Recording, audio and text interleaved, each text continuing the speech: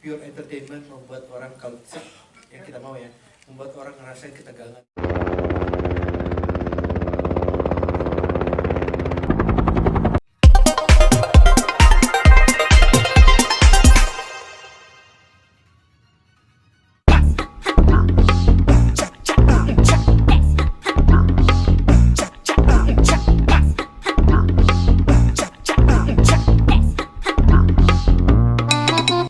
Kalian akan menjadi orang-orang pertama yang nonton film Pusaka.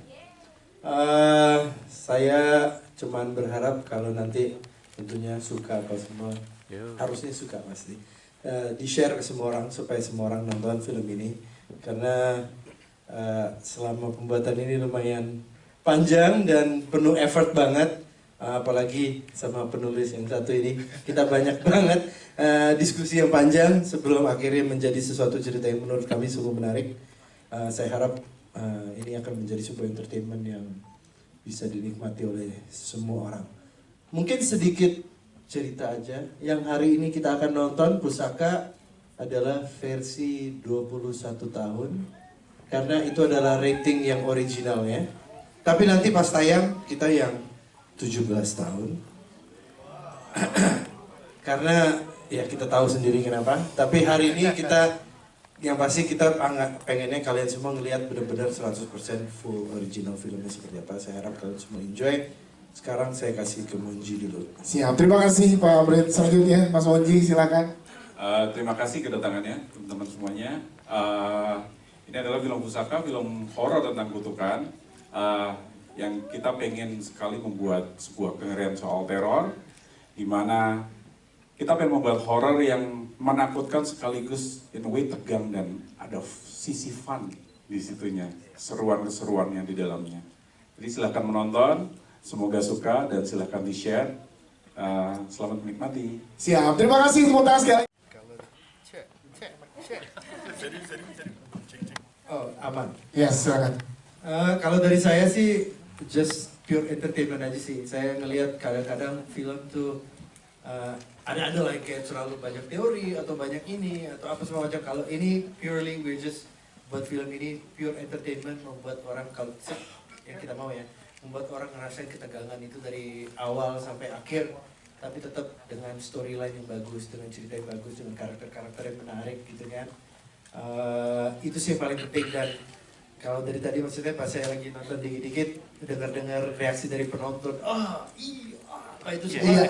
Ya itu sih, itu yang maksudnya itu yang paling penting untuk kita gitu. Dan menurut saya kalau udah kita yang saya lihat, saya harap sih memang kenyataannya memang kalian benar-benar suka, dan kalau itu benar-benar terjadi berarti ya our work is done gitu. Yes, dan bukan untuk Pak Amrit.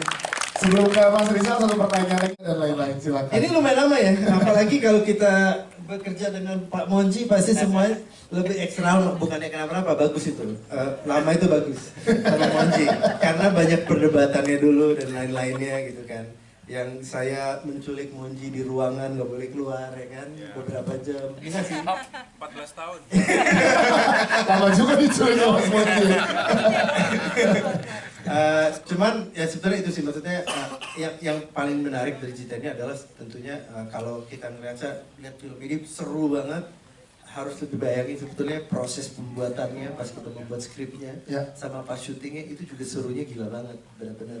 Dan kalau udah kerja dengan jajaran kayak seperti ini ya sebetulnya saya ya tutup mata aja, enjoy the ride aja sih, karena ya at the end of the day hasilnya keren kayak gini, jadi bangga. Siap, terima kasih Pak Amrit. Kita ke Dan saking seremnya, pertama pas kita lagi ada makeup test, Uli pakai makeupnya, gue cuma bisa ngeliat dia bentar langsung bilang oke, bye-bye, gue keluar dari ruangan ini. Kita serem banget.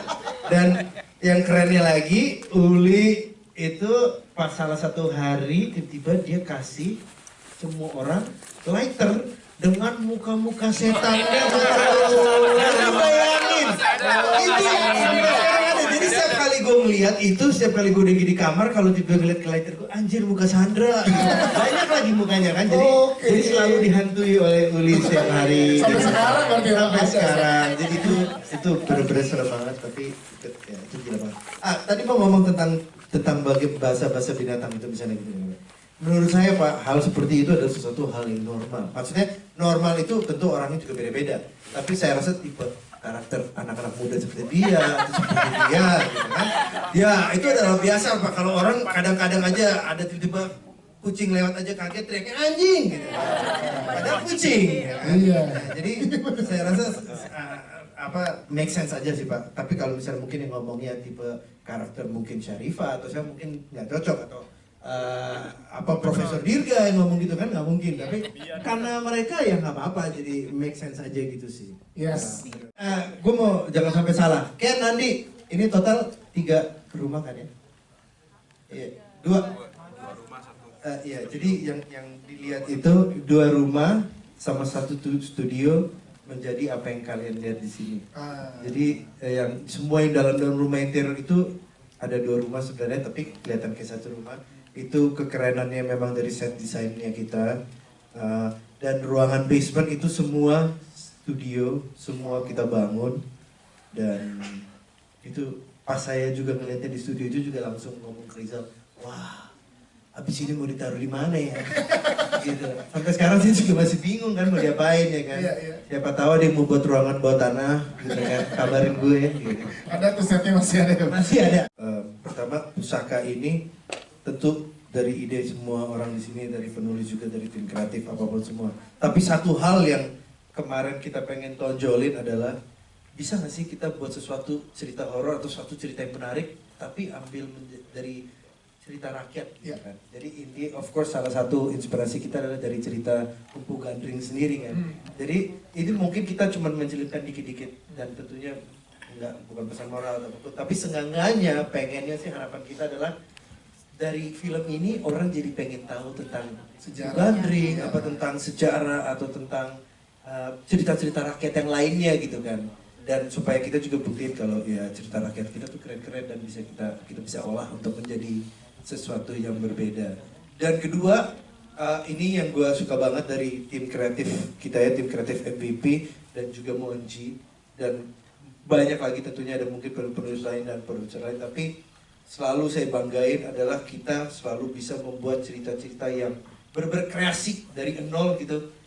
Of course ada banyak film dari buku, dari apapun, mau yang viral apapun, tapi the best movies for me yang benar dari creative thinking. Jadi sebisa mungkin saya pengennya lebih banyak lagi, lebih banyak ide-ide kreatif, ide-ide baru, bukan ngambil dari sini, bukan viral-viralan, tapi benar-benar kita create something new yang bisa di-enjoy oleh seluruh masyarakat. Yes, itu dia.